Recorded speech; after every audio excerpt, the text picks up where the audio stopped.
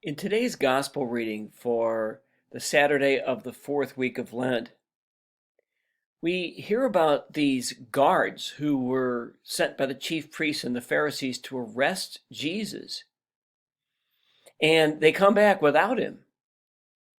And the Pharisees and the chief priests ask, "Why did you not bring him in?" And the guards' answer, I think, is interesting and fascinating. They say, "Never before has anyone spoken like this man." So Jesus' message is new.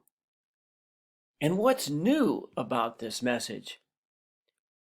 There are many things that are new about it. I think one of the parts of the message that is most important is that Jesus preached a message of peace. But the way he taught that peace should be achieved is through justice.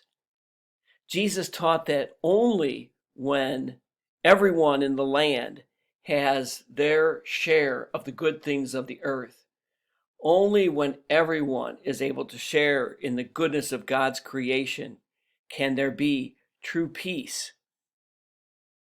And that message, that new message, flew in the face of the Roman understanding of peace. For them, peace came through military victory. It came through power, through domination, through oppression. And so Jesus' message to the people of his time was brand new.